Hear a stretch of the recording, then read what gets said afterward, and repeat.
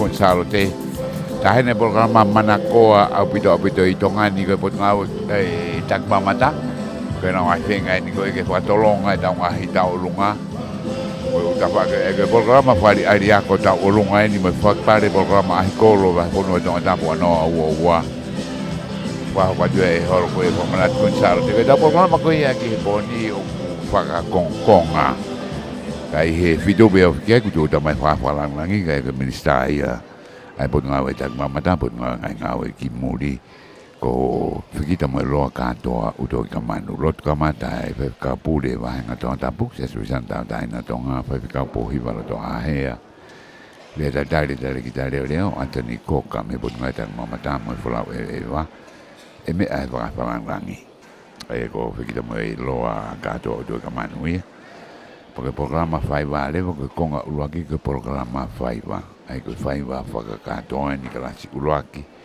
klasi ua mai klasi tolu ko ngai mai moa be dinau ngawe ko kiai ai ko klasi uruaki tau lunga tau tolu mai tau ono ofa memoria fuspala tau lunga tau fitu ke tau hiwa upeo uruwalu pale vai me tupaki ta mai tangata tau lunga le va ai tau ngofuru ke tau tanima ko e tangtangia kong aluaki ko faki pare programa ai kolo vai hake vai hifo pada hore ke kong no ua ko e programa fai va ko ta ulunga ta tolu ke ta ono oia we ai maile ta ulunga ta fitu ke ta hiwa ko le yola e mako le vai ta mitangata ta ulunga e ta ufuru ke ta tanima mano para taisi hoke konga noa ko ia o programa konga noa ko fuak pare programa ai kolo vai loto o vai no alofa ele mangahi pare mavahe ke ka o sa kolo ma ka pure fa vahe pe fai le vai maulu fakatoa ko fa uia puna ke tak mamata ko kotin robusta siale ha kita eva ke tak mamata talonga mawahe ai grupo masani pot ngata mamat fuaki le vai angai fa mo oni to fa mo oni ko fa tau ke poni ko semistongia ko sa malunga me pot ngawe bos mau se mismehe mau obitu motola kamate ke dola mai fa fa tu ko poen yo family ata abitu ngai sia heni i horo fa manat Gonzalo te ko ni ka fa lang tangay ko hindi bang may ay tali kita ko ay University Pacific Tonga Dr. Robin Havea kamay ka o sa kolo magkapuli po kawahay may ngay ko na ulabi ki ay patawang wato kita pa ito ay otongan ni Becky Molina Foki kataw tuwangi kifataw kay ko ay poni o sa maalungan mabut nga watag mamata semistongia fatap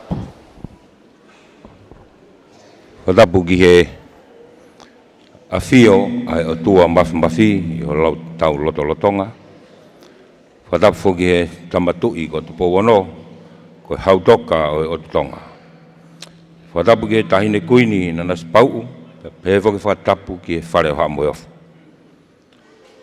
fatap atu ge fra langi o e ka toanga grup tau fra hoko e fiaf koin figita moeloa ka toa utoi ka manu ka ko minista potunga ki muri mo potunga we tang mamata mo flower veva hanga whakafonua mo kolo atu whakaholo.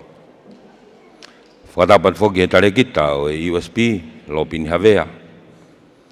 Po whatapat ki he tangataik whaifikau pure o wahenga tonga tapu siasu wesiliana tawadai na tonga po hiwa la toa hea. Whatapat fogi ki tare kita pure leo o potunga o tang mamata Anthony Koka ya whatapat foki kau tare kita o potunga o whatapatu ki he kau whakaafiko toa pe o kumou lonuku i he malu e holo whakamanatu Gonzalo te whatapatu ki he mātua tahi whanau pe kou whatapatu ka tingi motolu whanau i he viafikoen pe kukore ke whatapatu heni ki he kau whaiongongo, o tau kaunga kau, ke tu whaki atu, ai polokalama koe ni ki he ope. Ko kore ke whatapu atu, mo he oiki ko toa pe, mo kainga ko mea mai me he ope, me o tumulina. Ka tā mua ha whainga maari e mo motuani, ke lava ke whakahoko atu ai, pea mo tataki atu e tau polo kalama ko ia o e whiawhini. Kore heni ki he whaiwhikau, po hiwa loto a hea, ke ne whamore more mua, ka e kamata e tau polo kalama a ki ha tau loto. Pea ka lava ia e tau toki hoko atu. Malo obito.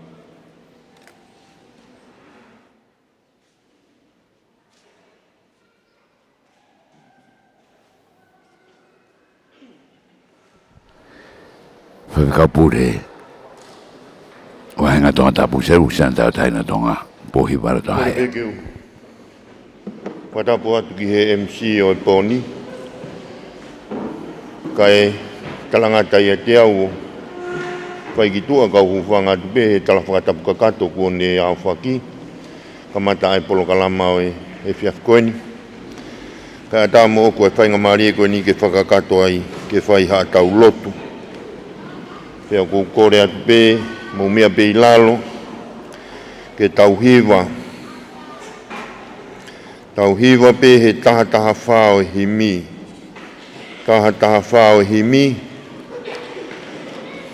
Eiki koe o whaau koe moana loloto, pea ngalo whikia e kungahi angahia, pea kua ufi e ku kovi kotoa pe.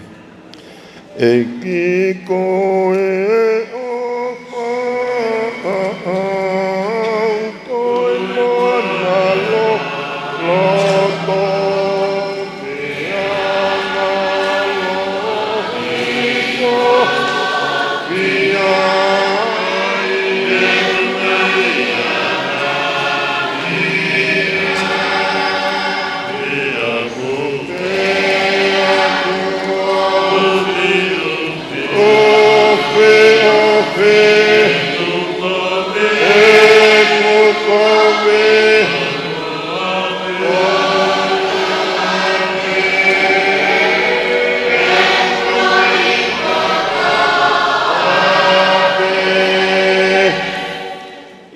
tau ia ue heri pia uhanga ke lewa ke whatwhata lei hok whakamo ui. Pea te uongo i lewa o kune tau kapo iau. He tau iau e heri te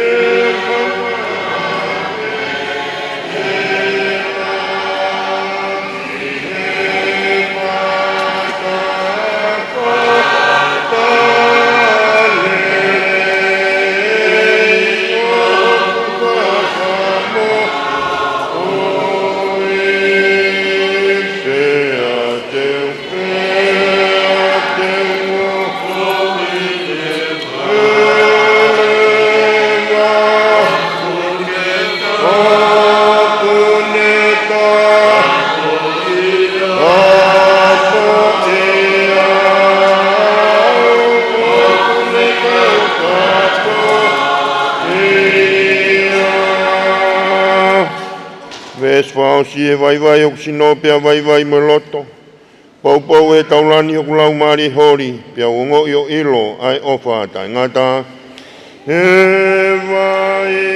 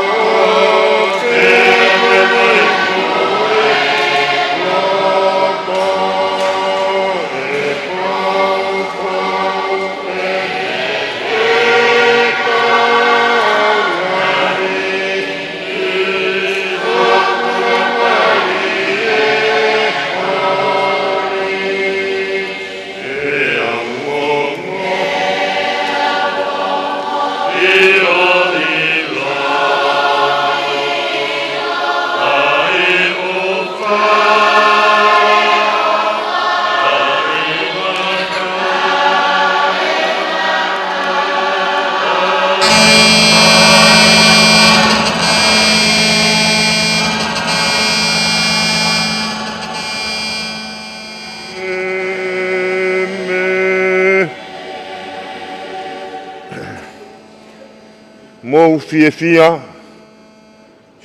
i he iki. Mou fia i he iki.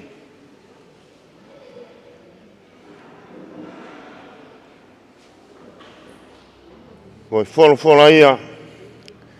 E whai mea i haa tau lotu i he fiafikoini. Ke tau lotu. Malo mua sisu ho ofa. Malo ho taki mai e mau whanonga. I he aho whakakoloa koini. Ko maulaka i e ngahi whatongia o e aho. I e ngahi tapa kehe keho e ngahi potu ngā ue kauma e ngahi wheitu kehe kehe.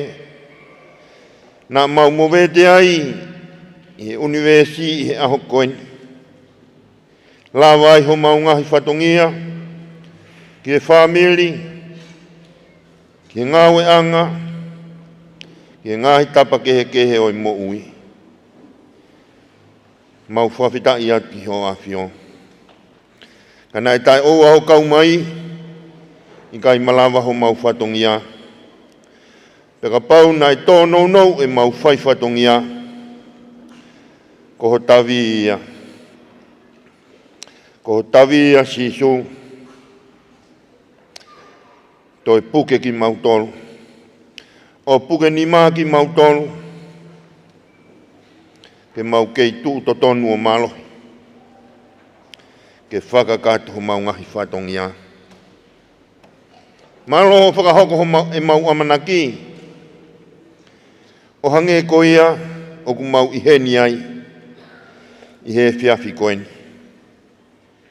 Malo kua tō tai whawhalangi langi. Ek minista o e taki mamata. Malo ho kauai. Malo ho kei whakiwi. Malo ho kei whakahawhi e ne mo ui. Kai lawa ke whakakato si ono whatongia. Malo mua ho kaumai i he potu ngā ue. Mo e whakotuutu o e polokalama o e po koeni. Koeni u mau i he holo. Whamanatu. O e whiawhi koeni. Mau lotu e o tua o whakawhei ai lau maari o e awhiona. Ke hau o nofo ia ai whakawhalangi langi. Kauma a. Aki nau tolu kotoa pe. Ai ngahi tuunga kotoa pe. O kuala whakatapua i he whiawhi koeni kauma a aki nau tolu. Kua wahea ke anau tolu ai polokalama o i po koeni. Eiki, o kui kai koha potu kehe eni. Koeni pea e matapaa ki he awhiona. Mōni pea e wholofola ku mau inasi ai he whiawhi koeni.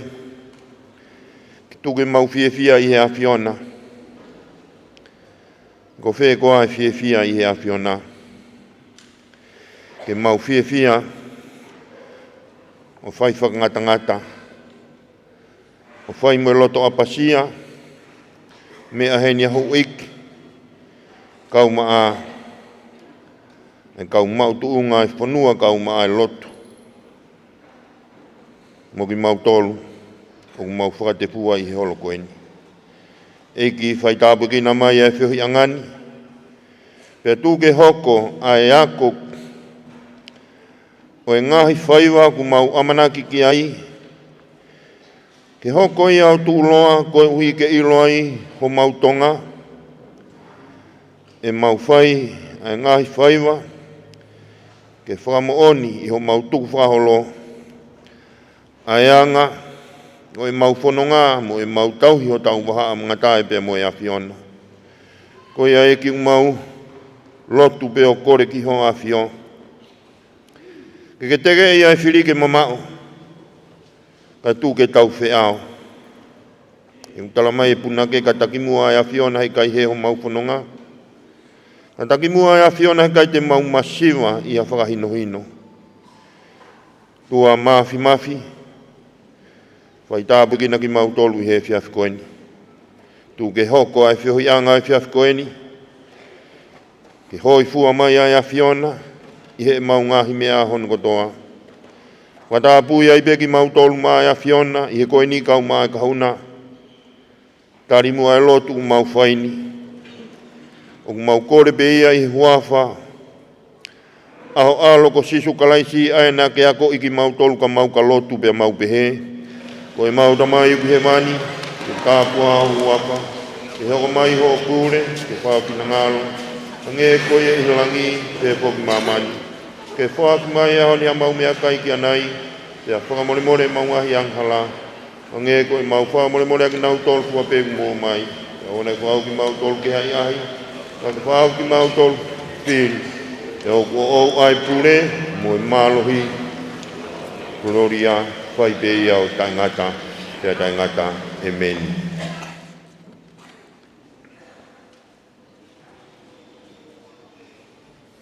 Whamalo ki he tāndai ki whai whikau, I te taki whakalau maari ki tau tolu, I he viafi koeni. Te u kore heni ki he tareki tare ore o e potunga e mamata, Anthony Koka, I ne whamole mole mua ka ne lawa mai ki whakahoko a e rea taritari o e viafini. Walfitu Ponima FM, me he horo whamanat kunsole te whakatahatu mai mau live stream, Broadcom FM Broadcasting.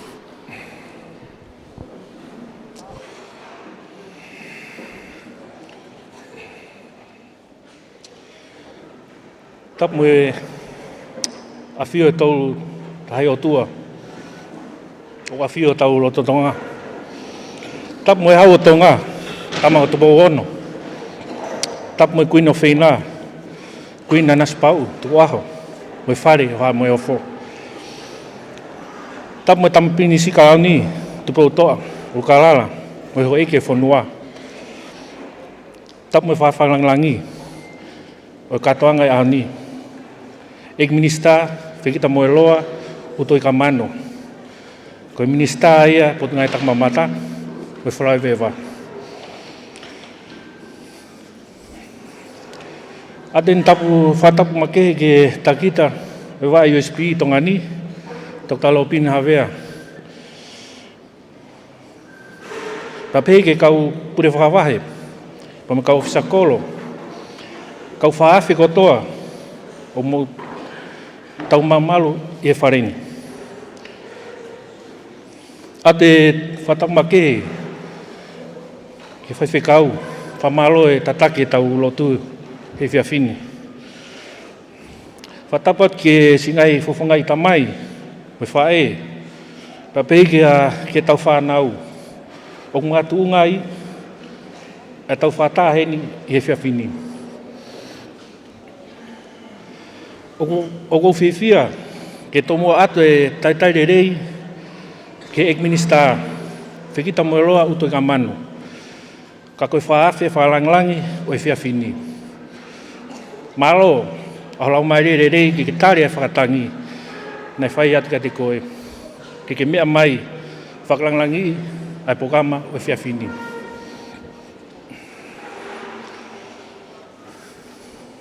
Oku whahistoria e pokama koe ni o e whiawhini. Nei tō whanga e tau whanua, mga I whaingata whakai natula.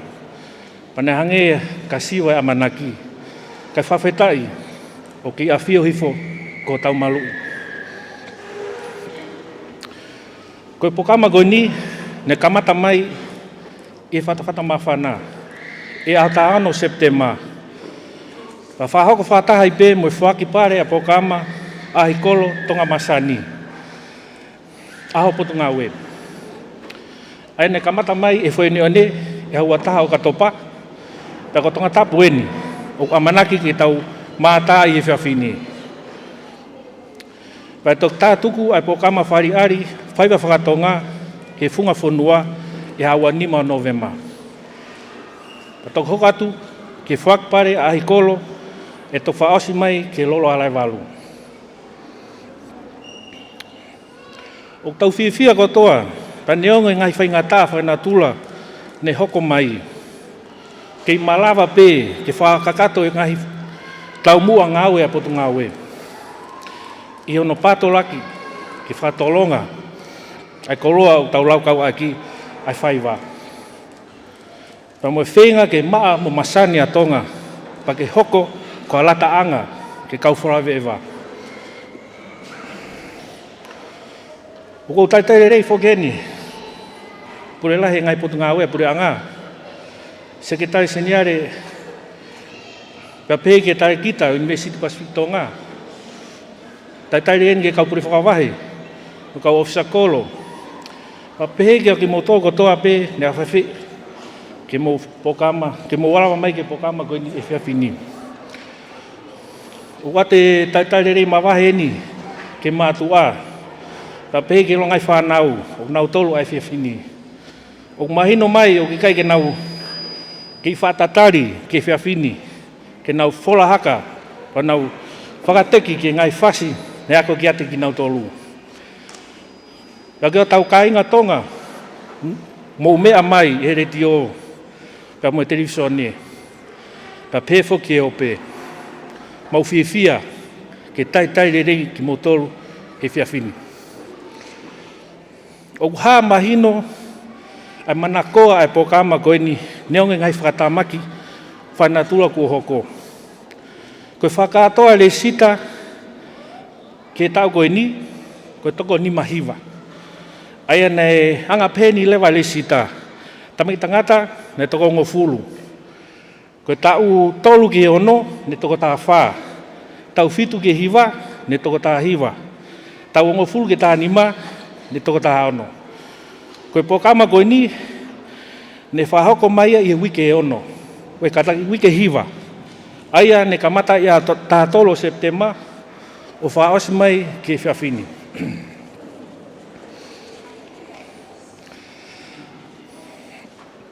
Koe taha pēni whoke tau mua, ngāwe a potu ngai tak mamata. Waa anga whawhonua, mwe tala tu whaholo, e whengawe aki whakataha, pa me potu ngawe ako, mwe ako ngawe. Ke ki whakatolonga mai ai tau ngahi whaiva tu whonua. Pa ke mahu inga maari ke tau hako tupu ai whonua. Ai koloa, nai nofu aki he tonga. Koe taha i koloa peia, o tau whakamua, ke oua na hoko, ai tau a taimi, ke mori atu ai koloa koe ni, me whonuani. Whaiwhanglangi. Koe mga tunga e pokama koe ni, ke whai ai mau inga, oi whaiva, ke hako tupu, oi whonua.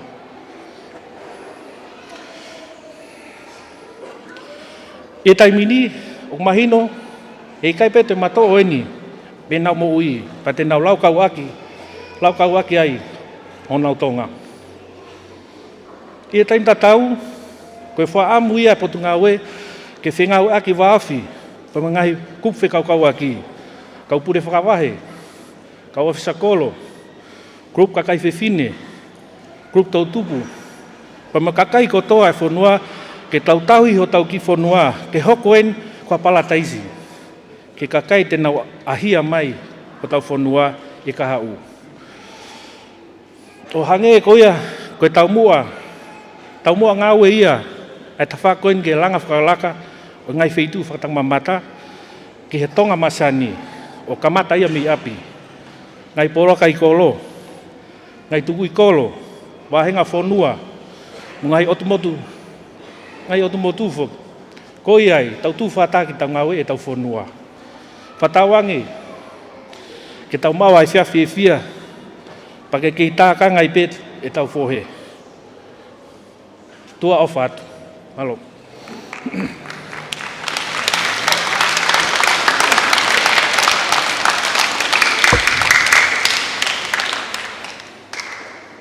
Pamalo atu ki he tare ki tare o reo, ki he whakahoko ai mea tari o he viafikoeni. Teu kore heni ki he whakawhakalangi ki ne whamore be he whia maramua, ka ne mea mai mua toha koroa e polokalama o he viafikoeni. Whikita mo e loa kātoa uto i ka man. Palo. Mō ronga mea mai ki he walwhitu poini mai whea mā mo e live stream mai Broadcom FM Broadcasting. Tapu ki he awhio ai o tua mawhi o tau lototonga. Tapu ki he hau o whonua, tamako tupou ono.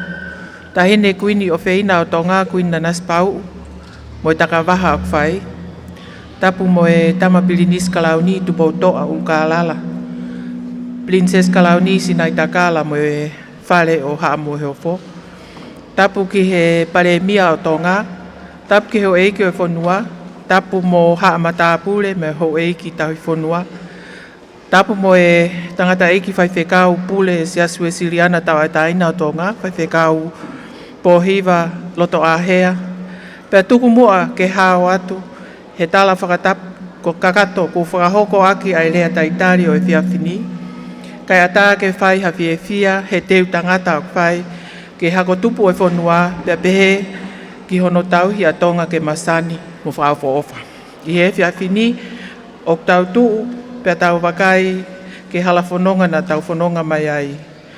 Mo oni mo i ngā hipore whaingata na tau whetau laki mo ia, pea hange ka siva ai amanaki he kai ke toi whai, ha tau langa ke hoko mai a hunga tonga mo hunga haapai mo i tsunami pia pehefo ke COVID-19 mo hono whaliunga. Kai whawhetai na tau lusia ki tau langa i whakamalu ke tō kupu mafmafi o tua mafmafi o ne hanga o whaki ki tau tolu o tau tuutalelei mai ke tau langa o no hongo fulu ma taha mo i tau ngā aue o wanoa uoua. Koe taha tau mua ngā ue pot ngā ue, koe whaamu ke oua na amoria, pe iai ha aho ko ta whia me he manatu ai tonga. Tau te whito ki at ki mautol whanau, ai ngahi te whito i haka ai whaiva whakatonga. Koe taha ene ha koloa mahauinga, pe aku lau kau aki, e he tangatai whanua, pe mo i whiwhinei whanua, hono kotoa pe o tatau pe i tongani, pe pehe ki o pe foki. Whanau, ko mo tolo ai ka hao e whanua, pe makatuunga e tolonga, mo kei tu uloa ai tau whaiva mea te mo tolo. Mo oni ko hake mai ai whakalakalaka, ka ko mo kau mai whanau o kua whiewhia lahi, o mo wiritaki, ke a koe kia te mo tolo e tau ngahi whaiva whakatonga, pe te mo lava ke hoko atu ai seini tai motu ko ia, me he tainimi o hoko atu ki ngahi tō tangata ka hoko mai. Mā alo mātua, pia mo i kau tauhi whanau, ai whanawhana me alelei ke whanau, pia koe kai hatua tamaki ki tonga i he kahau. Pia tāne mo oni ai pe te riake i he tohi a te utalono me. Uhui, ki ho whanau ai ngahi meani, pia i he nau tokotohi fo, pia mo i nau tuhake, pia i kai ngalo ia, i hataimi, i hala whanonga, te nau fōwai. Whanau, koe whakatua merie ia, mo i whakaloto lahi ke tau mo ui, o mate maatonga, pia mo unga aki ho tau loto, o wheinga ki he lelei taha, i he tapa kotoa pia o tau mo ui. Pia ke wheia, ha wheitu, te mo whanonga ai i he kahau, e kai ke ngalo ia te mo tolu ai whaiva whakatonga, te ke pore ai, ha aho, pia te ke kei tonga ai pēa tonga o tuputupua. O kua mau, ha o whalahi atu kia te mo tolu whanau. E kai ke ngalo ke whai hano tokanga i kina, ai poupou o whai ke kau ofisa kolo, pia mo i kau pule whakawahe o tonga tāpuni, i he poupou ke tauhi ke maa mo masani, ho tau whonuani. He oku lelei ia ki he anga o tau nofo, pia mo i tauhi o i moui lelei. I kai ke ngata ai, ma aloha no tauhi o tau whonua, ke tau tari aki, ai kau wholau ewa mai me muri, pia pehe ki o tau kāinga, ko nau nofo muri, ka ko nau mauha whainga maari e ke ahi mai ki tongani, i hono whakaawa o tau kau a whonua. O kou lawe i pe o kui kai, ko ngā ue whaingofua, ka ko mou poupou mai o malawa, ke tau wao ki a tuunga o whaofo o whai o tau whonuani, i he lotolotang tongani, pia pehe ai ki ka un foki. Ko e pāle pe o e ngā ue lelei, kono toi o atu, mo ha toi ngā ue, o toi lelei mo lahi ange ki he kahau. Pia ku mau whamalo atu, i he ofa whanua, pia me mate aki, pia mohono tauhi a tonga ke masani, pia whakafo ofa. Ko tala monu atu ke hoko atu e tau whetai aki, whepopo aki, mo whetokoni aki, o kwhai, pia mohono whakahoko, ai ngahi whatongia, ho mo pot ngā ue tak mamata mo whalau ewa a tongani. Lewa e whakahoa kau tatau atu, malo.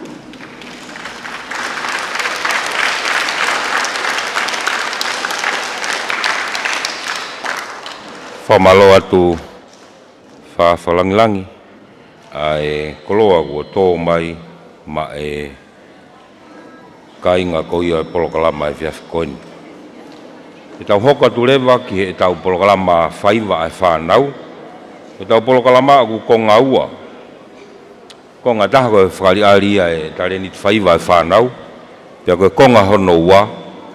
Ko e whake mea ofa ki e ngahi kolo. E nau kau mai ki he ahi kolo.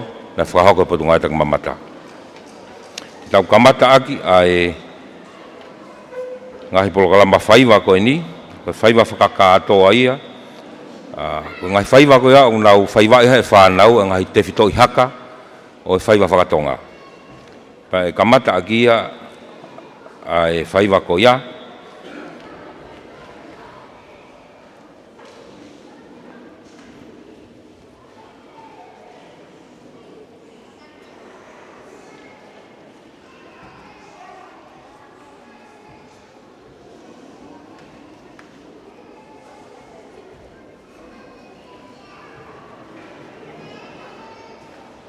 Kala vai te tau hoko te peke kasi uloaki.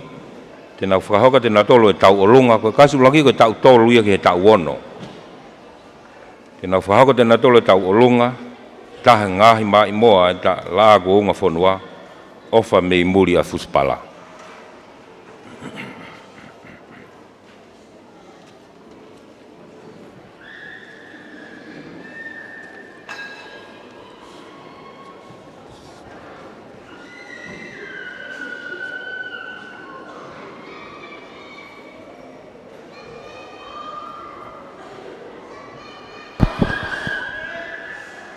Whono hake whanau ta mini ke Stacey mo mea ma beke kakau le kai ni tau tolu ki ta wono ke ata be holo fo mana tu kunsalo teni walofa Kala e polokalama konga ulake whali ali tau olunga e whanau.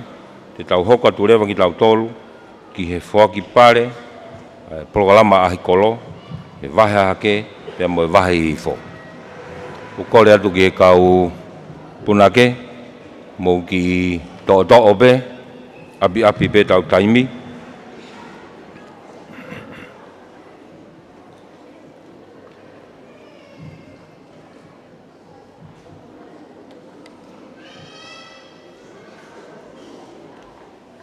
po fa ni walofa alomari be motor ko ni walofa motor ito ta puni mo ke fia o mai taimini tau tolu ni ta won de na kamata. Ke ata abito e holo fomala tu kunsal de kumbeha o tawanga itu apa mo mea mai ke ata abito ni tamini ma ora tu kata hai bar 2.5 mo live stream i broadcasting ko donga wa ati e pot ko do be to ngani pe mo mulina foki mala tau lava tal be viet ke motor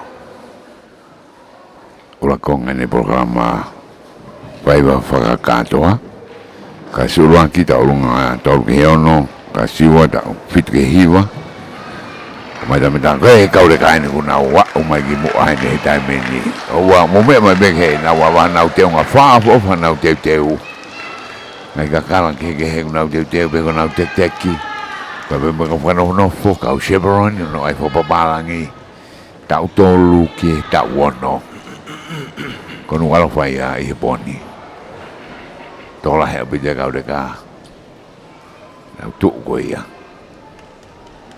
kau mai te programa ni ukalele po nga wetak mamata yo no fatolonga ko ia o faiva atonga ni ko taulungan kamata me tak tolu ki ta wono fana we fine una taulunga e fakafe ko ata be holo format kun salo te ko po ni family mo mata me api live stream ia Broadcom FM broadcasting mo re teo 1.5 ula kamada ni mai mo la ko ngafonua ofo memori a fuspa ai te toi haka nama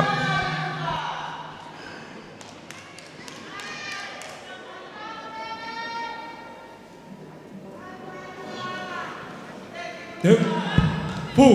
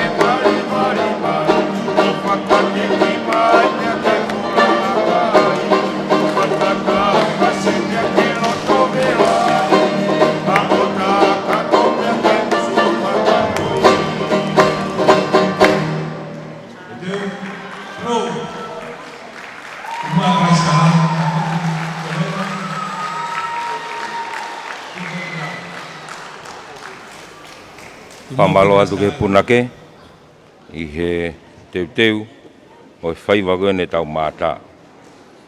Tau hoka tu rewa ki he tau olunga, e kalasi taha, tau olunga e tau tolu ki he tau ono. Tēnau tau olunga atu, i taha e ngahi mai moa, la ko unga whanua, ta hene kuini o whina tonga, kuini Salote, tupotolu. Mai moa, ofa mei muri a fuspala. Kalasi taha, tau tolu, ki he tau ono. Taimita tau, teu mai kalasi wā, tau fitu ke tau hiwa. Ki he programa ke kua mai ba me kau whakau katu, na hanga whake hiwa tari ke whauia ke he mai ke tak pamata. Ka koe kau reka tola he abita e kalaskana nau kau whake ke he me tau tolu peo arang ke tau tanima. Kina tau lunga whakato e ka koe ni koe tau tolu ni ke tau ono. Kona tolu e ni. Ofa mi mure fuspa.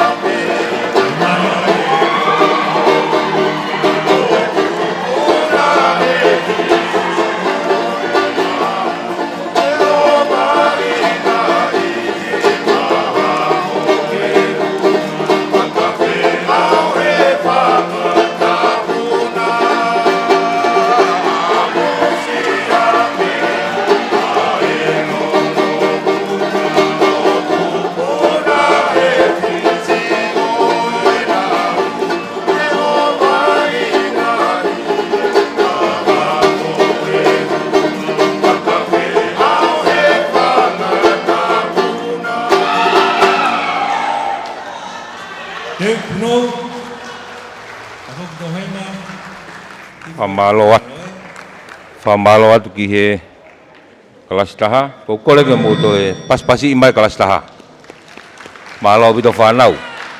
Tau whoou, mo manatu ke whakahoko ko mo ngamatua ke moto e whoki mai ke takaitu o wā, Ka lawa ia ko mo whalaka moto kau ngau ko tak mamata.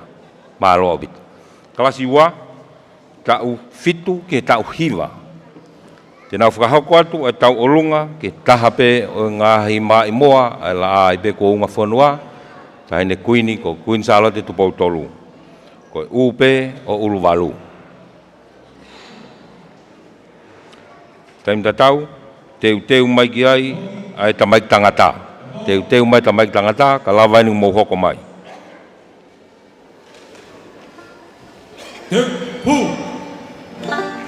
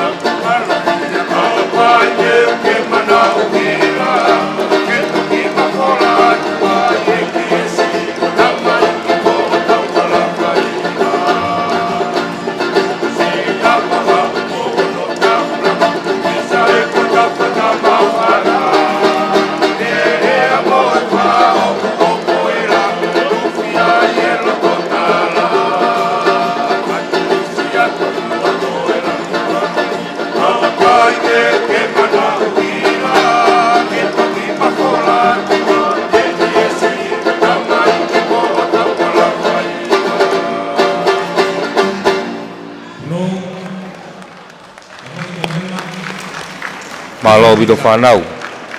Pe whakamalo ia pe whakiheni ai mātua tahi whanau i he tori kakala mo tui. Teunga whakawhaofo ku tau mātahi Viafkoini, malo bido ngawela. Pe whakamalo pe heni ki he sponsor o he Viafini, TCC, o ki nau tolu o nau hanga o tuku atu e tau live stream ki he ope, whamalo lahi atu i he poupou, mo e toko ni mai he Viafini. Tau hoko atu ki he whanau tangata.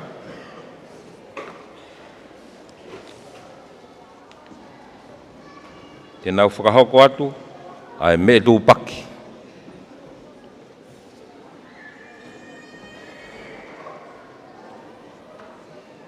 Kalawani pia teu mai kalastolo, tau hongo fulu ia ke tau hongo fulu manima.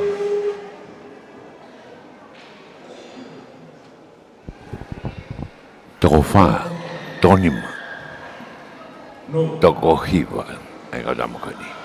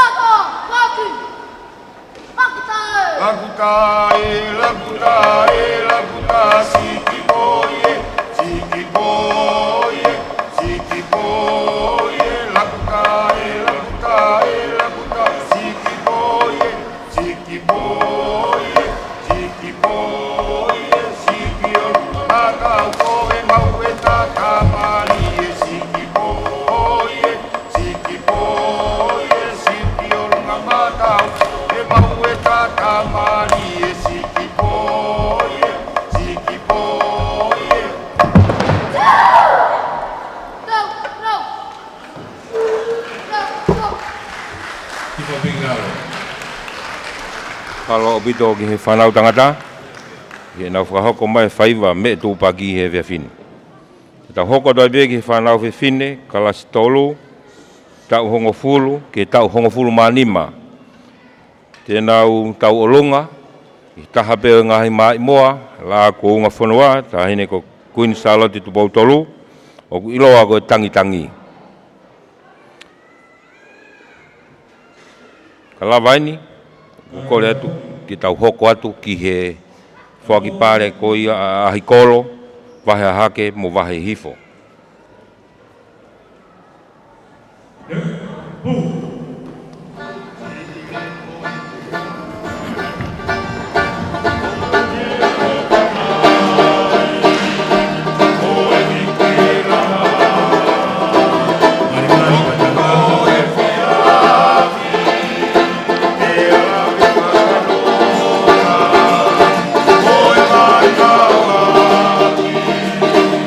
Ino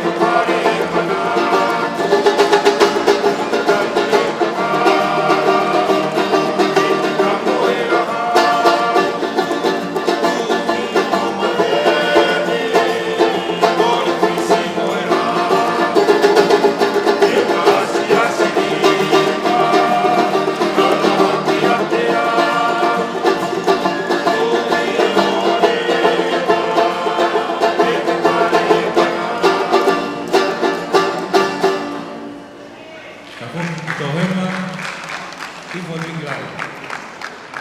Pambalo atu ai pe ki he punake i he taulunga mali e tau mata he vea whakoni.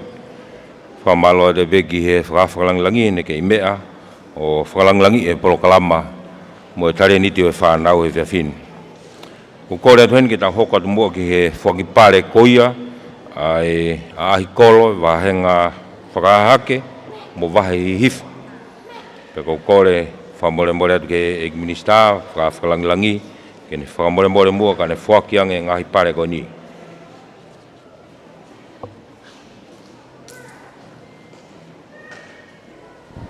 Tau hoku lere pe whakai programa tau runga, pe whoki ki e whakipare ngai ai kolo.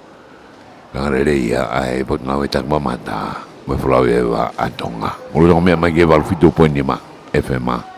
Whakataha mo e mau live stream i e Facebook a, Broadcom FM Broadcasting. Lo tau whahau katua ni inu alofa, i e holo whamanatu kuinsalo te. Whatawang tau wahe e fia ko ia, i he poni. I he wahe hahake, koe ngahi kolo lalahi, na iai mo ngahi kolo iki. Te ukamata atu me ngahi kolo lalahi. I he wahe hake na e kau maiki ai a e kolo e nima. Wahenga tataka motonga, kolonga, fuamotu, lapaha, niu toua pea pehegi nukureka. I he kolo lalahi. I he kolo iki, ne kau gan nukureka, hasini, hamula, na kolo, whaatomu, hoi, lawenga tonga. Ko e whakipare koia ngahi kolo lalahi, o ko iaibe ngahi koe ulaki iua mo e tolu, pea koe ngahi kolo koia o nai ke kau he ulaki iua mo e tolu, koe be pare ka kinau tolu, whakahonga be ho mo kau mai ki he ahi kolo. Pea koanga peheni. Kolo lalahi, whakahonga ulaki, whakia ki ta takamotonga, mo e paanga e walunge au. Waha whafonga hena ta takamotonga pea whamole o mea mai kimuani. Whakahonga hono ua, whakia ki kolonga, mo e paanga e walunge au. Whakafonga kolonga, koe pare hono tolu, o whakia ki fuamotu, mo e paanga e uafe. Fuamotu, paanga e uafe.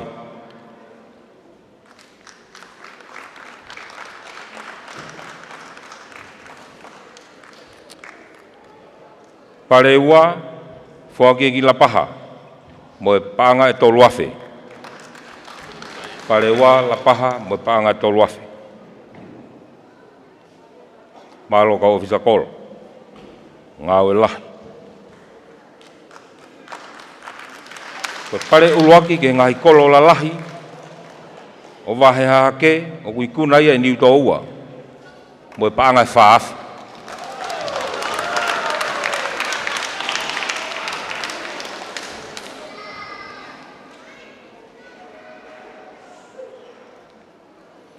Ta hoko atu ki he ngahi kolo iki, whakahonga ngahi kolo iki o wahe hake, nugureka, panga walunge au.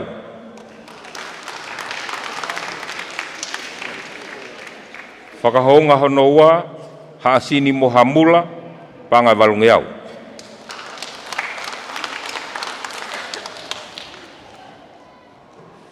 Haasini mo hamula, whakahonga hono tolu, na kolo, panga walunge au.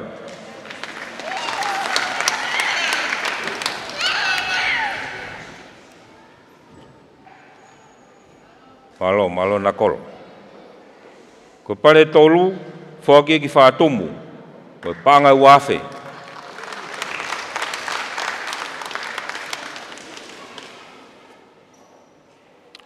Pare hono ua, whakia ki hoi, mo panga uafe ni mange au.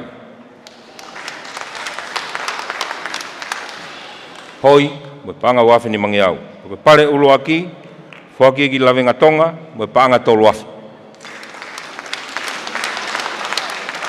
Pamole be ka ofisa kolo, ko ne ma ho mo certificate ba mo ki mali mai ki he tangata faita ke ai eleva ha mo ata mo e ek minister. Ko ne kakato ia a wahe hake, pare ulaki a ve ki lawenga tonga, mo panga e tolu afe. Malo atu ofisa kolo, lawe ngā tonga ne taki e ngā ue mi hake.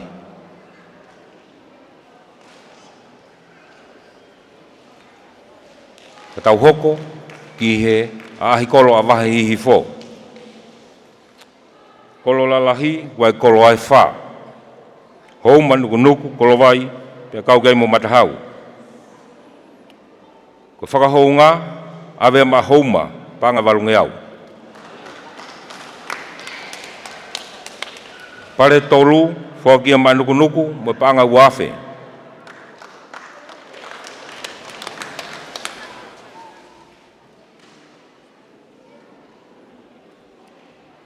Houma mo panga walunge au.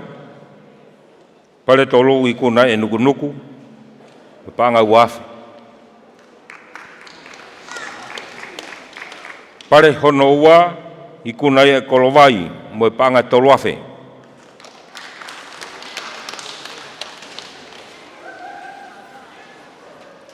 I longa o pito e malanga-langa maa kolovai I ngau e ofisa. Malo ofisa.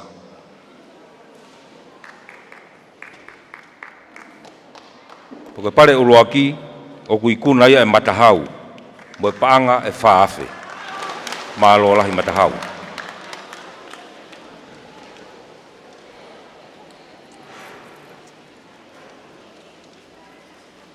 Koe hoa ene ofisa koloka koe ka mape ni a matahau eni oku ne mau e nau pare.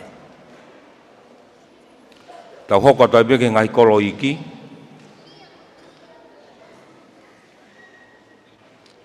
Kau giai a matafonua, fatai, kanokupolu, fo ui, te ekiu, masilamea, kalaau, ahau, haatafu, lakepa, hawakatolo. I whakahounga uluaki ki ngai kolo iki wahi hifo, whakia ma matafonua. Moe paanga e walunge au. Whakahounga hono wā, whakia ma fatai, moe paanga I be moe e walunge au.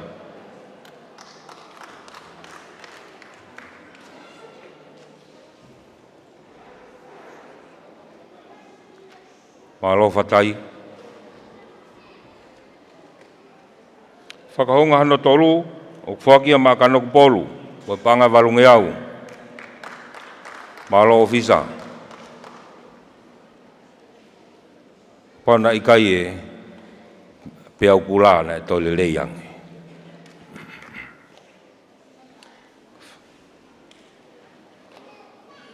Whakahounga hono hoko, whakia ma fo ui, moe paanga walunge au. Fo ui, ko tibeu ka ki lawa mata me fo ui, ko whakahounga hono hoko, pa te ekiu, moe paanga walunge au.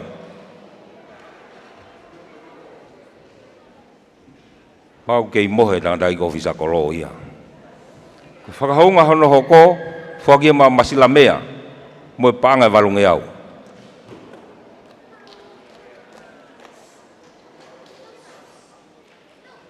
Thank you.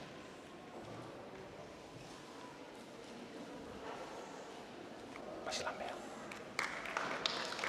Masilamea, wahawavofonga, tau hoko atu be, whakahounga hono hoko, o whakia ma kalaau, moe paanga walunge au. Ko whakafonga, malo. Malo manuat. Pou moe kau mai ke polokalama.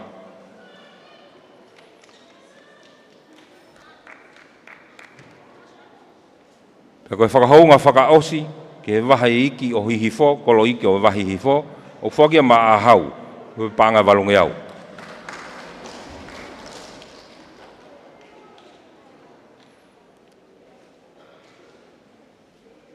Malo ofisa.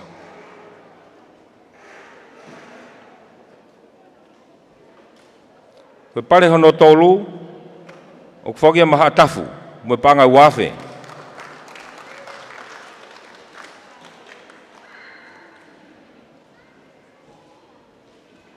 Pare hono wā, whakia ma lakepa, panga ia uafe ni mange au.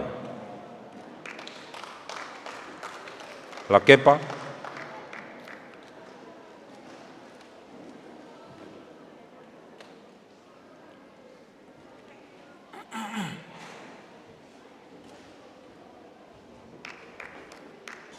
Koe pare uluaki, ngahi kolo iki, wahi fōkia maha wakatolo, panga tolu afu.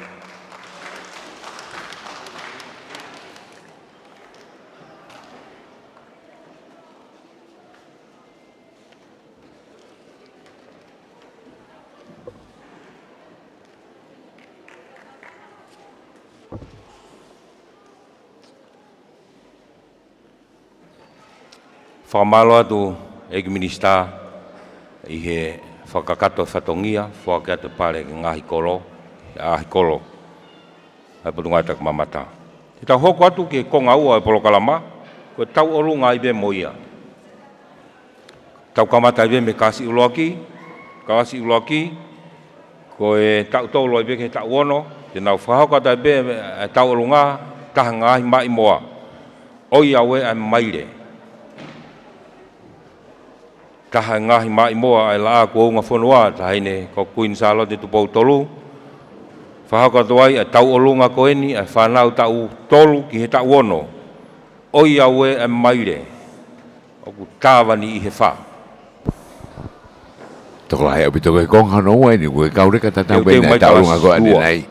Ai kamata ke nau mata kakai ko nau humai be mo nau tataaro, nau teunga, ngai teunga ke he whaafo ofa au pito nau teu. Me he tau tōru ara ke he tau ono ke a tāpe. Koe ngu whono a loto ka ke a tāpe wakai me mita whaki. Walfitu poini mai fe mai ni, me live stream i Facebook a Broadcom FM Broadcasting. Me holo whamana tukun sāno te, Polokalama tau lunga. Pe mo potngau e tak mamata tonga.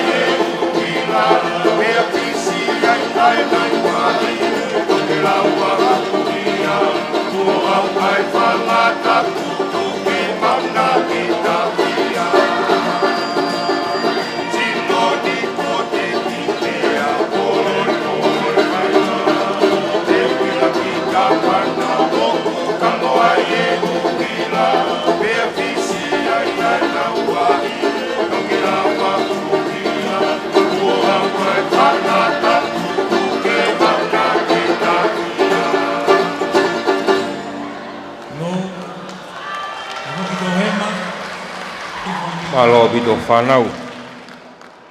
Whaiva, maari au pito. Mandu i whoki mai he tau whoou. Hai ane i atu ngahi mea na tō e.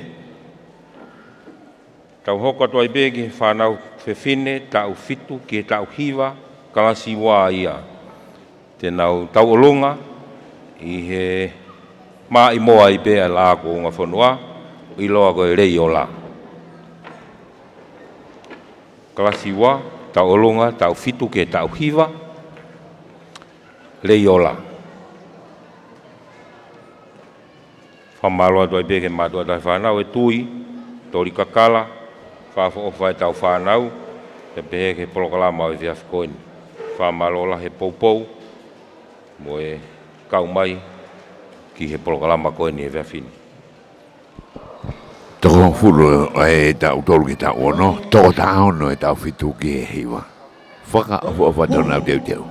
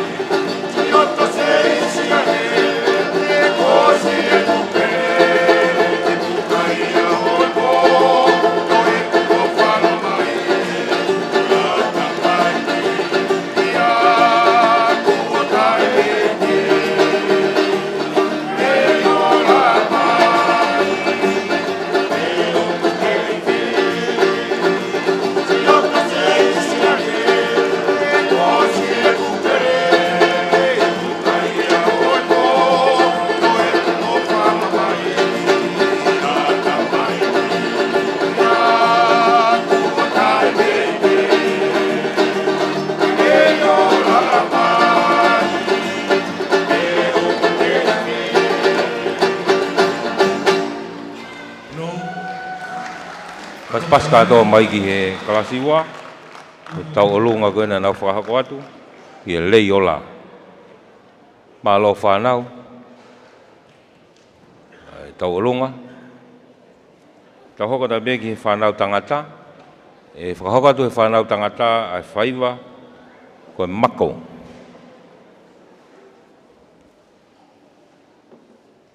Whakahako atu he whanau tangata ai mako,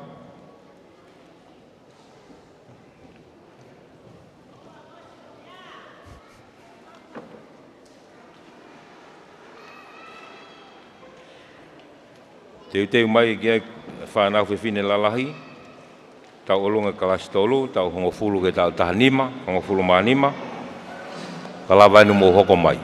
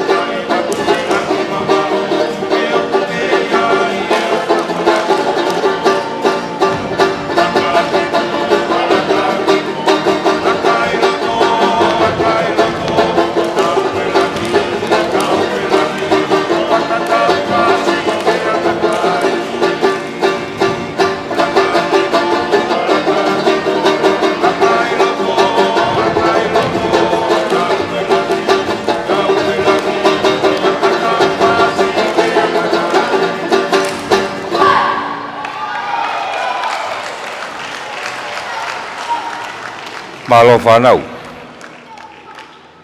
Maari au pito ngai fui haka na mo ngau aki. Whafofa mo mo teunga. Tau hoko tai peke whanau whiwhine kalasi tolu. Tau hongo fulu ke ta nima. Tēnā hoko tai peke tau olunga. Ki he taha peo ngahe mai moa. La ko unga whanua. Kaine kuini salote tupou tolu. Oku iloa ko manu o palataisi.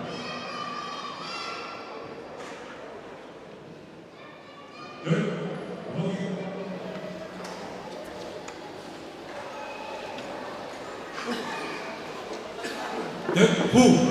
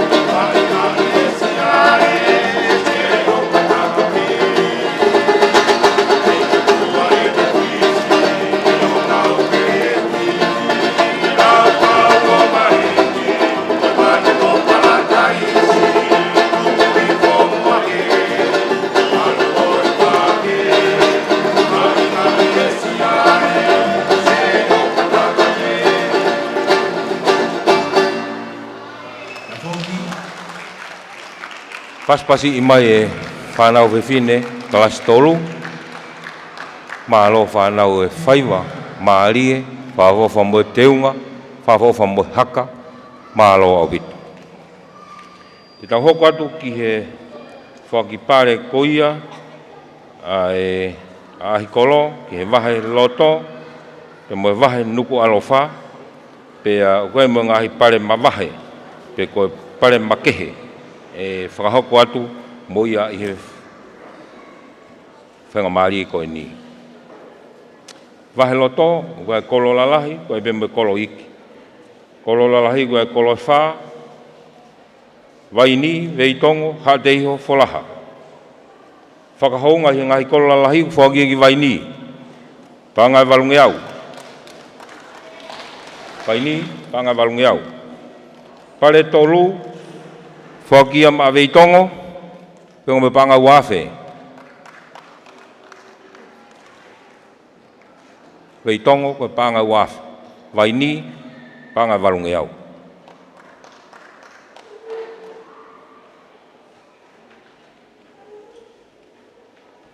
O kupehe pefo ka wahe loto ia. O fisakolo a tangata, ka eangi a whewhine ia. Malo lahi wahe loto, ka si pinga lerege tau fou atu wahe kahauna. Koe pare ua, o kuwhagia ki hateiho, panga toluafu. Hateiho, panga toluafu.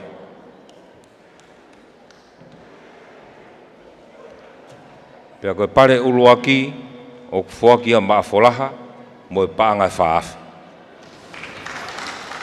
Malo, whamalo atu ki he ngahi kolo lalahi o hake, i he teu o tau whanua, he maa mo masani. Whelau e hao e waka meiri koe ni he wike ko osi, na lava mai o ngō mātu a mei Amerika. Pea na mohe waka i tongani, pea ne kai ke toi fie foki o ngō mātua ke Amerika, pakuna kei nofo penau i tongani. Ai be na visa mo mea hui ko, sita mai nau whakalata tongani, koe ngāue ai maa ko koe whanua. Whamaloa tu ka ofisa kolo, ngāue lahi, tua ke beo tau whanua ke ngahi whanua muri. Kolo iki, koe kolo wha. Pea, toko mololo, lo mai viti, nuku he tulu. Whakahau ngāu whakia maa pea, panga walungi au.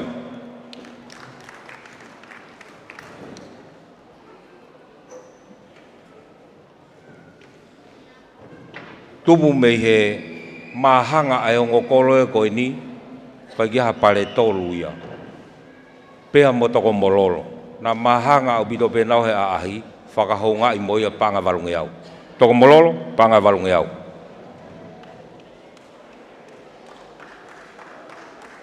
Whakafofonga, ka taki mai o mao atu e pare koe ni. Toko mololo, mo panga walungi au. Mo pare hono wā, te magalo mai viti, mo panga wā whe ni mange au.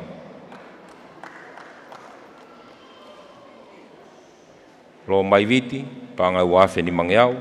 Paku ikuna, a ngahi kolo iki, o wahe loto, ikuna ia e nuku he tulu. Mo panga tolu wafe. Nuku he tulu pe mo folaha.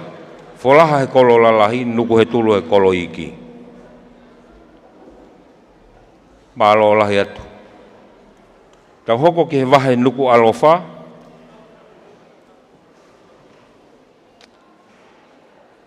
Kau kia ia e kolo lalahi, kolo nima, maafanga, tofoa, kolo fo'ou, kolo motua, have loto. Whakahonga o laki, whakia maafanga, mo panga walungi au. Whakahonga o laki, i he wahe nuku alofa, kolo lalahi, whakia maafanga, panga walungi au. Whakahonga hono wā, whakia mā tofoa, panga walungi au. Tofoa. Whakahonga hono tolu, kātak whamore more. Koe pare hono tolu, whakia mā kolofo ou, panga wafa. Kolofo ou, panga wafa. Koe pare hono wā, o whakia mā kolomotua, mo panga tolu wafa.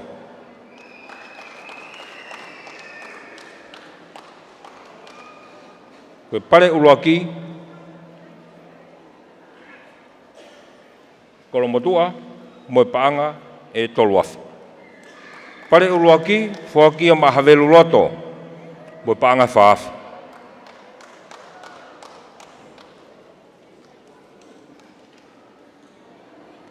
Kolo iki, i vahe kolomotua, na e toko ua pe.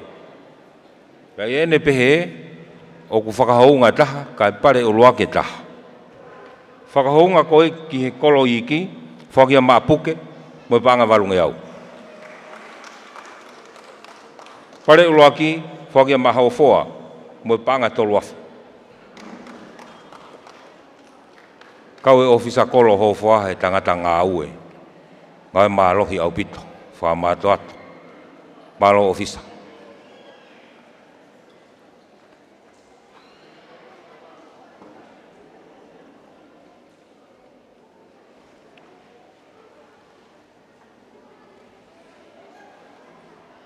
Koe ngahi pare ma wahe heni, o kufuaki ia mai kau ofisa kolo, pe mo kau pure whakawahe.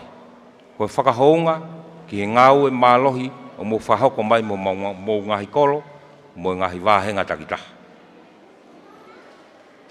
Kau ofisa kolo, ngāue mateaki li oa, o kufuaki ia mai ofisa kolo matahau.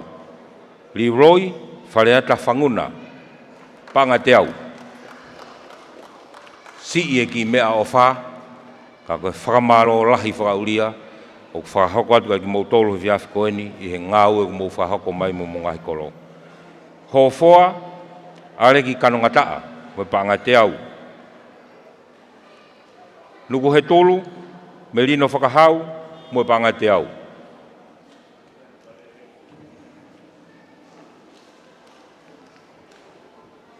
Nuku he tolu, me lino whakahau, mo panga te au. Hoko mea la venga tonga, lau kau po uri wheturi waka, mo panga te au. Ofisa kolo o Hawakatolo, te vita maasi, mo panga te au. La venga tonga, lau kau po uri wheturi waka, mo panga te au. Hoko mai kia Hawakatolo, te vita maasi, mo panga te au. Hawakatolo, te vita maasi mo panga te au. Hoko magi ala kepa, matangi Plumfield, mo panga te au. Matangi, pia ngahi pare, makehe koe o whaka mai kau ofisa kolo, whakia mai ofisa kolo vai, mai le apai, mo panga te au.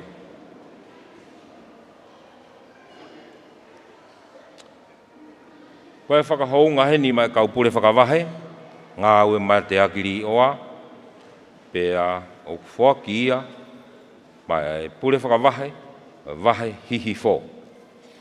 Sione manu manu, koe panga te au.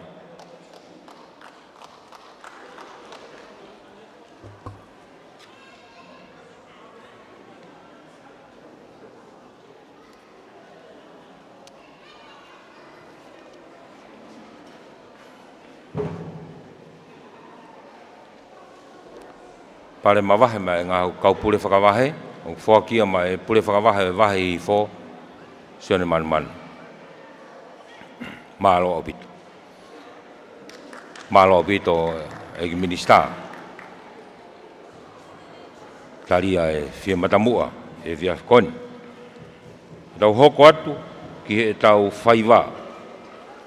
Tau hoko heni ki he mā ulu ulu, whakakātoa e whakahoko atu e whanau ko tōne nau kau ki he ako whaiwa o e whia whini. Pea koe taha peia a ngahi taanga ko whau he punake. Ko toni siare, te nau whahoko atu ai e mā ulu ulu. Hau ke ta ewa ki he taki mamata. Whamalo atu kau tā mea, whamalo atu kau tā mea, i he hiva, mo e tā, mauivi, whahoko ke tau polokala me via whikoeni.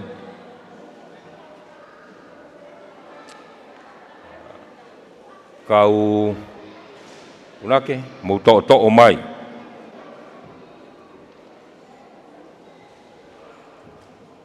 Koe mā ulu eni. O se mite wani ma me he walo he tamini no walo fa I tonga me he holo fa mlatu o Gonzalo de ala tau fa hau. Koe programa ni hono fari ari koe ako ta urunga mo fuaki pare. A he kore wano ua e pot ngau e tak mamata a tonga. Rawa tue ni ono whaunga e kau sa kolo me kau pure whawahe. Tau hanga mai ni tamini ke mauru whakatoa ni koe whau e punake ko kotoni siare. O ko ui pe ia koe hau ke ta ewa ki e tak mamata. Wha au pito kaureka koe ai e pone whanau iki me tau toru ke tau wono, tau whitu ke tau hiwa, tau ngofuru ke tau tahanima. Au nau ngahi teu ai au kakala e ngai whae. Kau tahi whanau, koe ni unau te kau mai ni e tamini I he programa koe ni e mauru whakakatoa ia. O katoa e kaureka kai ke urawa whamatara te unga e tako taha kotoa nau kau mai heni.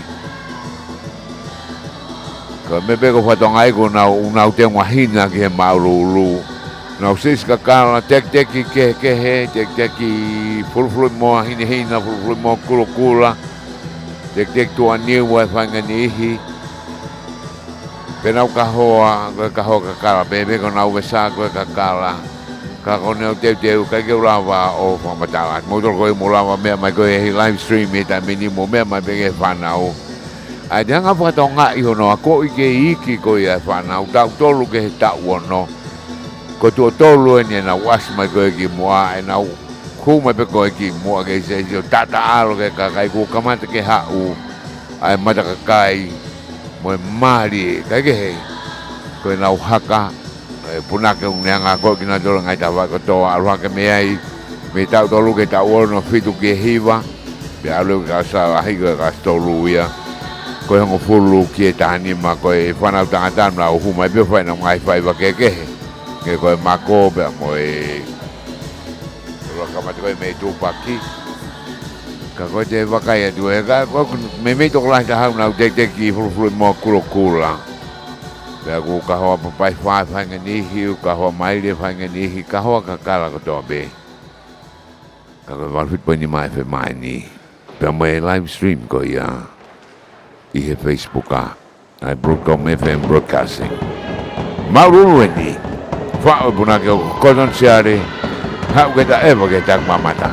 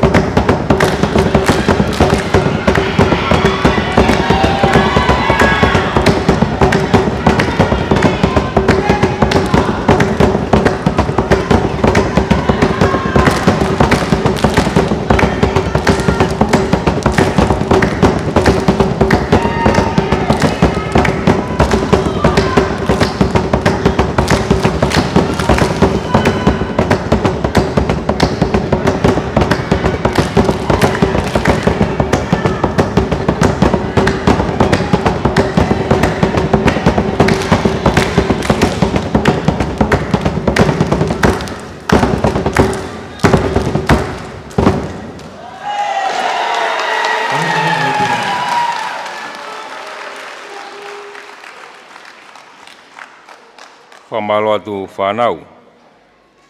He kakato ia e tau ngahi whaiva, na e teu e he punake, pa pehe ke kau tokoni, pa pehe ke kau ngāue, ma e tau whanau i he fiafkoeni. Pa te tau hoko atu heni ki he whaki ai ki tohi whamooni, kau mai a whanau ko ni ke polokalama ko ni. Ko mou tohi ko ni whanau whaki atu, tauhi ke malu au pito. O aina amore, tauhi ke malu, O kore whamore atu ki he ek minista, ke ne whamore mua, ka ne kātaka mea mai.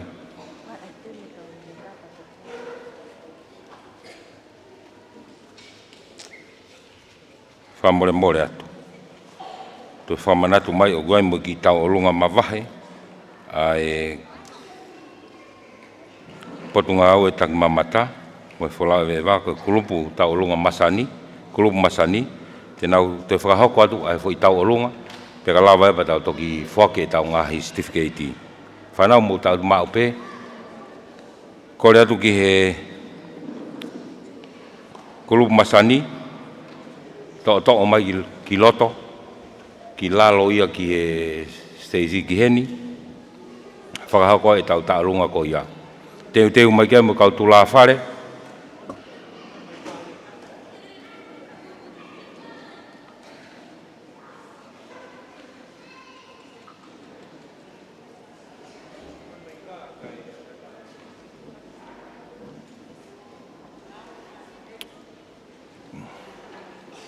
Kulup masan,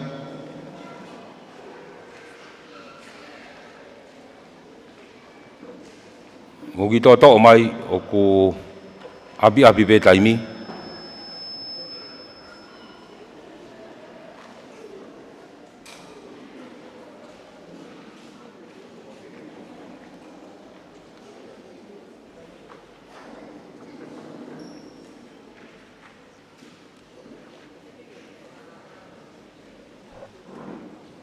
Kore atu ke DJ ke ne tā mai bea ki whasi ke tau tāri aki.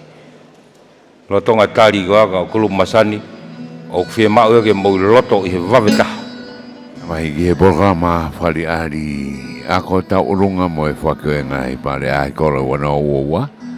Whale le pot ngoi tak mamata mo e whulau e wa a tonga. Whahauka toni holo ko si kunsalo te rotonga urunga te mini katoa e kaure ka koe me tau tolu au ke tau tanima. Whanau he whinepe, whanau tangata ne nau kau koe ke programa poni. Ka wala te walhutu koe ni maba mo e mau live stream ko ia i he Facebook a ai Broadcom FM Broadcasting. Whanau tau wahe. Kau whai ni ai pot ngā weku i lope koe group masani. Koe kau whiwhine ni ku nau tau urunga mau be u ahi koe ki muri i ngai vitu koe. Kau usmau kau rekai urunga funga Stacey koe nau tau urunga pe lalo i mua be wharangangi. Whapo pita nau teu. Wal fitu point ni ma, my live stream, my Broadcom FM Broadcasting.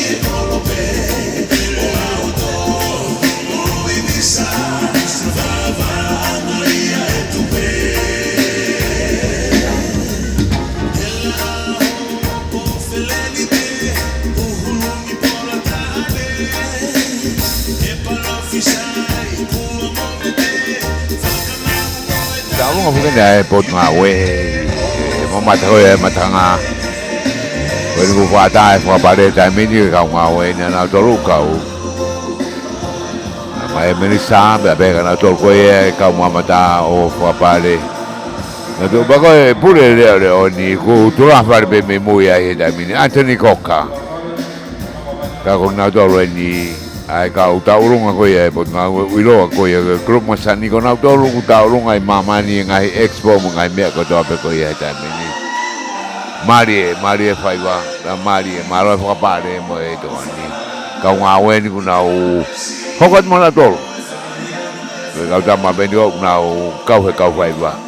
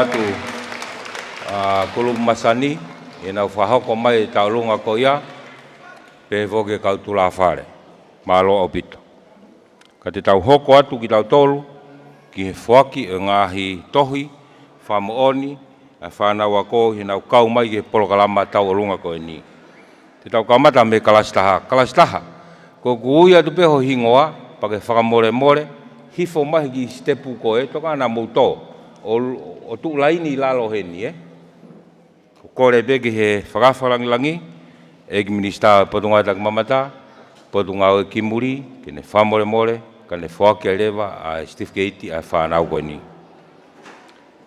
Ana Moala Pichinia Palavi Siu Taisa Otolose Chiunia Tutone Terema Seneti Matakayongo Mere Fusi Wakapuna Manuake Tangimana Hehea Mekinolia Kafi Audrey Moa Junior Mere Ilafau New Ila Pea Mopela He monga ko ke hingoa ko niu ki taka whaka Spain ia paretua pela paretua Ana Moala Virginia Palavi Siu Taisa Otolose Tutone Terema Seneti Matakayongo Mere Fusi Wakapuna Manuake Tangimana Hehea Megnolia Kafi Audrey Moa Junior Mere Ilafau New Ila pela paretua ko ki nau tolu o he kalastaha. O kai mo whahinga o kai ki lava mai, toki lupe tākai, poaki maia, Amelia Foweti, mei visi, tui tavoki, pa mo moro li lon, mo turiki, ki nau tolu o kai ki nau lava mai he whiawhini ki he polokalama. Ko ui atu peki mou tolu, mou arulewa ki he whake ata mo Steve Keiti, Ana Moala mei nuku he tolu, ki he kindi Noah's Ark Kindergarten. Nuku he tolu Noah's Ark Kindergarten. Ana Moala, hoko atu kia Virginia Palavi, mei nakolo, kindi pe moia tuariku o pilo levu. Hoko atu a Siu Taisa Otolose, Junior Tutone, mei hakame, kalastaha ia i Hillary Memorial School. Hoko atu kia Terema Seneti Matakayongo mei tofoa kalasitaha i GBS Havelu.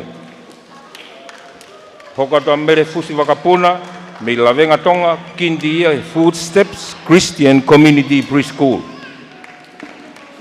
Manuake Tangimana mei Niu Toua o ku kalasi iua ia i GBS Nuku Alofa. Hoko atu kia hehea Meginolia Kafi mei maafanga kalasi iua Maria Tuku Immaculata. Audrey Moore Junior, me Kolowai, kelas taha, Chibiesa Kolowai. Mere Ilafau Niulala, me Whangaloto, kelas iwa, Chibiesa Nukualofa. Pela, Paletua, Haadeiho, Kindia, Ocean of Light.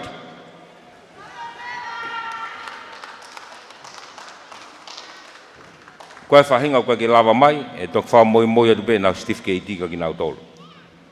Koe kalasi ua, ko ui atu pe hingoa koe ni whanau, mo whanongo le rei, pia mo lava mai ki laloni, o tu laini e nie. E merine whatai moe manu aroma kata, fosi tina malafu, uta moeaki, hamoni wana lamipeti, maumi poloniati, ameria lina taufa, peta heft, kakala, mere Luisa tu iwai, Renoa Kainga, Odolose Valu, Ameria Holani, Catherine Dangmana, Vivita Talamai, Aganesa Mani, Losa Niu Moto, Ilaisane Esta Daufa, Lupe Maire, Fisi Totoa Halai Fonua, Kalasi Waia.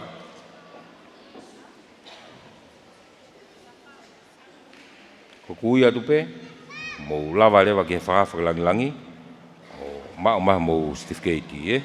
Emeline whatai mo lotu manu aroma kata, me Kolomotua, Kalasifa, St. Francis of Assisi Primary School. Hokatuka Faustina Malafu, me whahewa, Kalastoluia, Hillary Memorial School. Uta Moyaki, me Mawhanga, Kalastolu, Chibiesa Nukualofa. Hamoniwana Lampeti, me Lapaha, Kalastolu, St. Francis of Assisi Primary School. Hoko Maikia Maumi Poloniati, me Havelu Loto, Kalasiua, Chibiesa Nukualofa.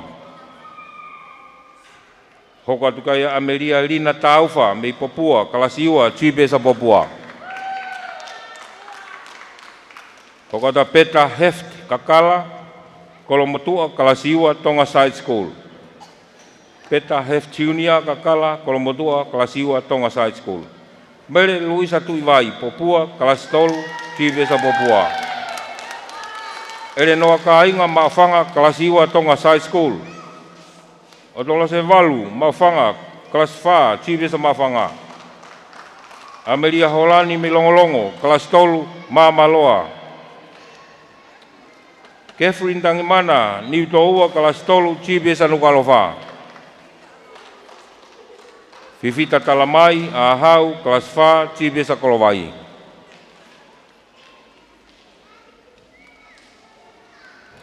Vivita Talamai, Ahau, Kalasifa, Chibiesa Kolowai.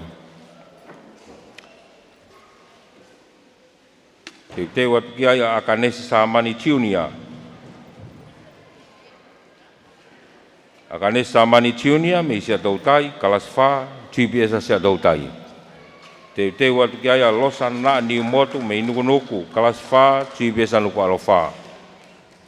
Losa na Niu Motu, me Nukunuku, Kalasifa, Chibiesa Nukualofa. Te wata Esta, Ilaisane Esta Daufa Junior, me Popua, Kalasifa, Chibiesa Popua.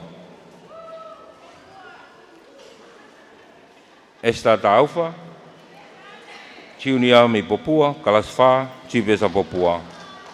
Hokatuka Lupe Maire, me Longolongo, Kalasifa, Tonga Side School. Lupe Maire, me Longolongo, Kalasifa, Tonga Side School. Ia koe whakaosi, ko Fisi Totoa Halai Fonua, me Toloa. Fisi Totoa Halai Fonua, me Toloa. O koutui o ko Fisi Totoa Halai Fonua eni, me Toloa.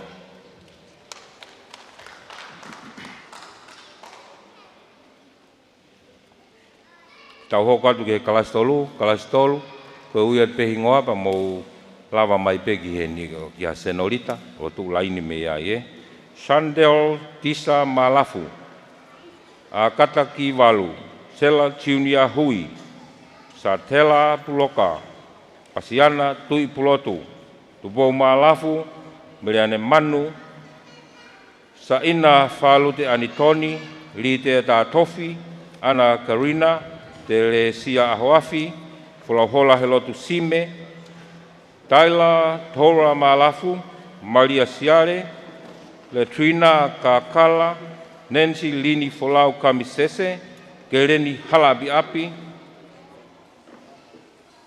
kone kakato e whanau whewhine. Hui at pehingoa, moatu rewa o maha mou Steve Keiti, me he whakawhakalangilangi e whewhine.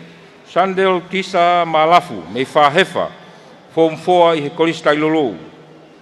Maari e tailulu. A kata ki walu, te watu e ki ai, me i tofoa kalasinima, chi besa havelu. Sela Junior Hui, me popua kalasinima, Hilliard Memorial School.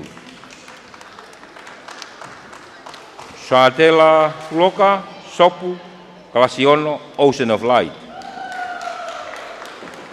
Te watu a pasiana tu i plotu. Pasiana tu i plotu.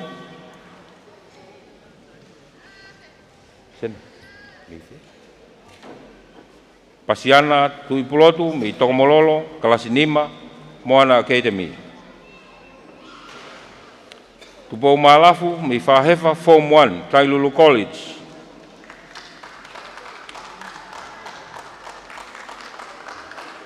Malo Tailulu e pou mai ke Polokalama. Meleane manu, kolofo ou, Kalasiono, Chipesa nuku alofa.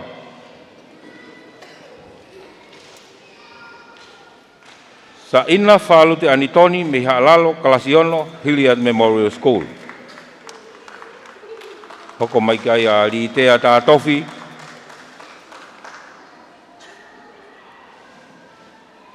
Li te a tā tofi me kolofo ou Kalasinima St. Francis of Assisi. Te watu ki ai a Ana Karina.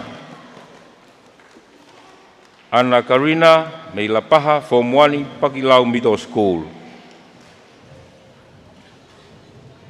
Teresia Ahoafi me Nakolo Form 1 Pakilau Middle School.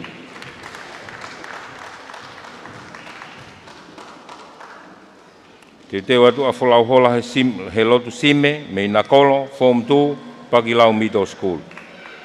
Whalauhola he lotu sime Nakolo Form 2 Pakilau Middle School. Taila Tora Malafu, Whahefa Form 2 Tailulu College. Taila Tora Malafu, Whahefa Form 2 me Tailulu College. Te teota Maria Siare me Kanokpolu.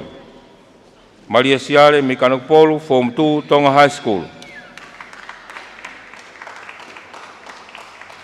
Te teota Latrina. Latrina Kakala Kolombotua Form 2 Kunsalote College. Nancy Teu Maheni. Nancy Lin Folau Kamisese Fasimoyafi Class Nima Chibesa Fasi. Pea mo keleni hala api api. Ukai kene lava mai. Whanau tangata tau tolo ni e. Ua tupe lava mai ki lalo ki hen ka senorita. James Taufa, Fatai Saamani, Halatanu Fo'ou Tiuni Adu Utone, Rison Bloka, Sione Masalu Fahamo Kioa, Perenato Tangimana, Sefeti Siare, Anthony One One, Kori One One, Aminio Tikon Pale.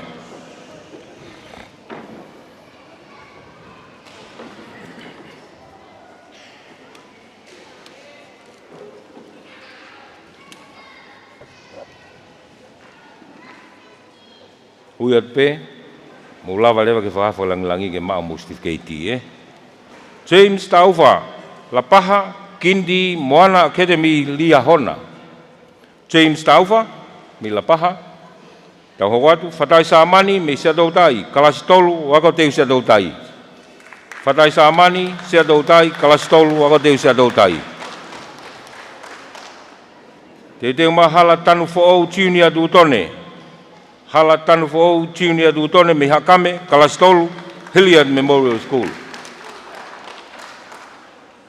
Rison Bloka Sopu o tau whaahau Kalasfa Ocean of Light. Sione Masalu Fahamokioa Puke Kalasi Nima GPS a Puke. Te watu a Perenato. Perenato Tangimana me Niu Toua Kalasi Ono GPS a Nukalofa.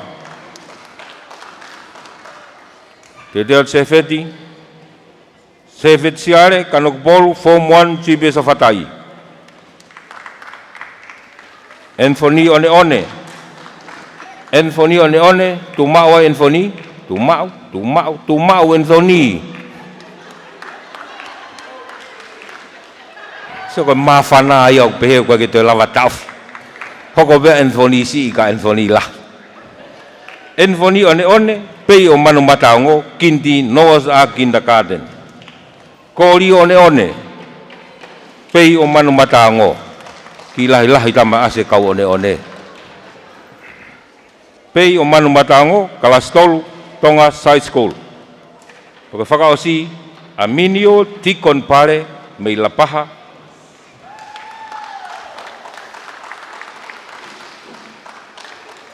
Whawhalanglang ko kakato ia e whanau na ukau mai ke polokalama ko ta lunga whakaosi o e uanoa uoa ki he eviafiko ni.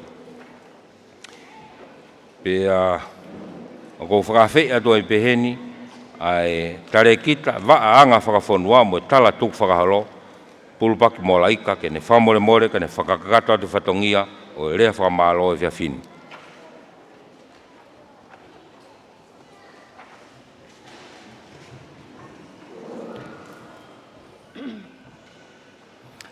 Tapki he awhio ai tolu tahai o tua i ho tau lotonga. Whatapki he hau e whonua, tamatu i, te pōwono, ka mai te hene kuina naspau upe mo he takawaha o kuwhai. Whatapki he tamaprinis kalauni, te pōtoa urukalala, upe mo he oike whonua. Whatapu atu whawhalanglangi, ke katoanga whari ako taolunga o e wafe huoua pe pehe ki he whakaola o e ngahi ahikolo tonga masani. O na bol whekita moe loa katoa uto i kamanu. Ka koe eik minista ai potungau e tak mamata pe moe wholau e vewa pe pehe ki he potungau e ki muri. Pea kou kore ke uhu whangatu i he tala whakatapu kakato o e whonua pea moe lotu, ka e whakakakato a e lea whamalo o e whiawhi koe ni.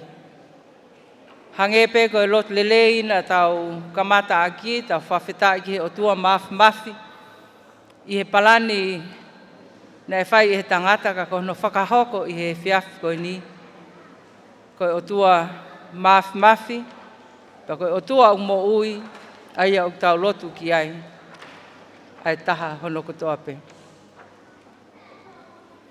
Whawhalanglangi, maulawe i pe, tau lua e ngahe whatongia he wheitu una.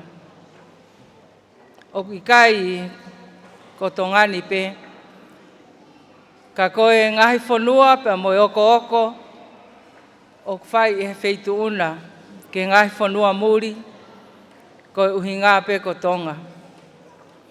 Ko siate wholau ko ke mapei, ma e potunga ue tak mamata pe me wholau e vewa, ko taha eni, o ngā hiola, o ngā ue ko ke whotu. Tau mai a, o kulava e he iwi whapaanga, ke whakakakato ai mea kua tohi, i he palani ngaue e potu ngaue tak mamata pea moe wholau e vewa. Ka koe ki hi si i pēni. O ngahi whatongia pea moe siate wholau ko ke tohi i he tohi ngaue e tau koini.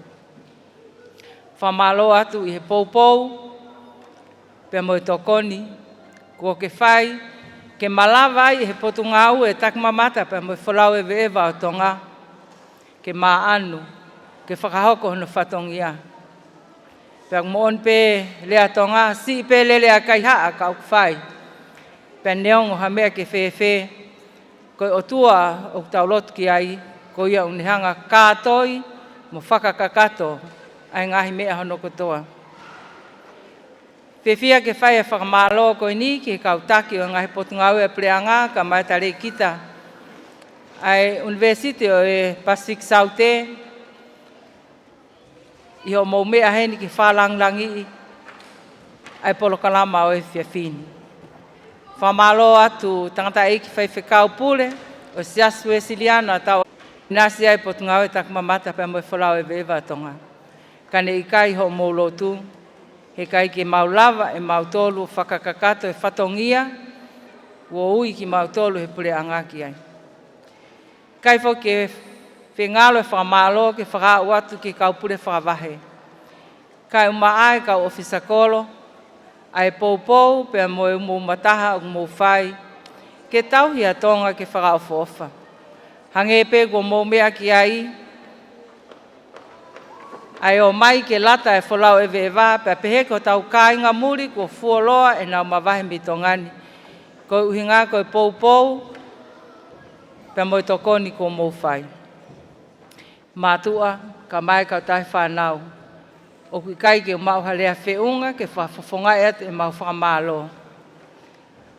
O ikai ke ngata pe I hono teu I o whanau he whiawhini hange ko tau mamata ki ai. Mau whamalo tau mai a uksi mo ta inga ngahi whatongia. Ka koho mou poupou pe mo veke ke o mai e whanau ki hono ako I. Mo mahu inga ia I he tau mua ngā ue. Ke tau pātolo aki mo whatolonga ai ulunganga whafonua I ho tau ki whonoani. I ai pe aho.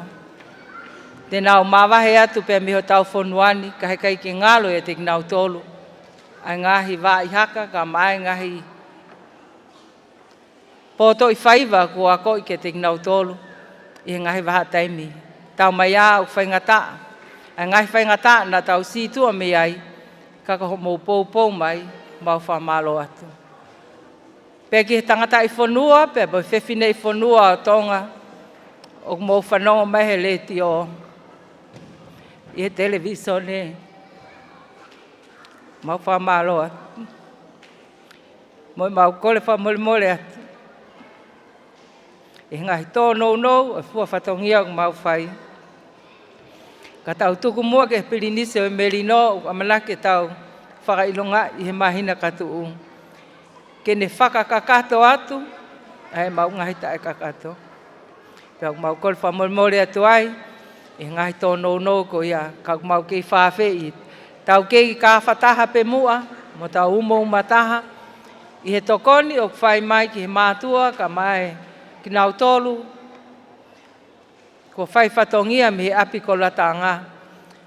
Pe me he potu ngau e tak mamata pe mo whalau e vewa o tonga. Tala monu atu, pe mo ofa lahi atu, pe mo whawhi ki mo tolu ki he polo kalama, ako ta alunga e potu ngau e tak mamata pe mo whalau e vewa ki he tau ua awhi ua tolu, pe mo ofa lahi atu ke te mo tolu. Lewa e whahohaa kau tatau atu.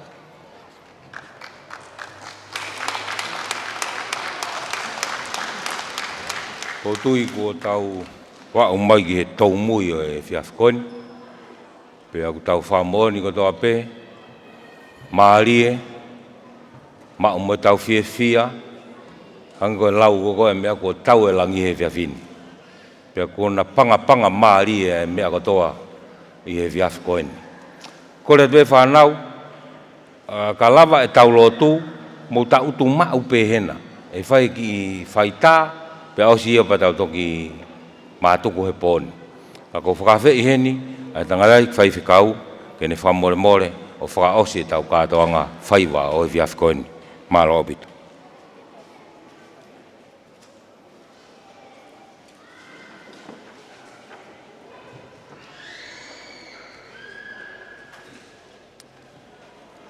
he rau lotu.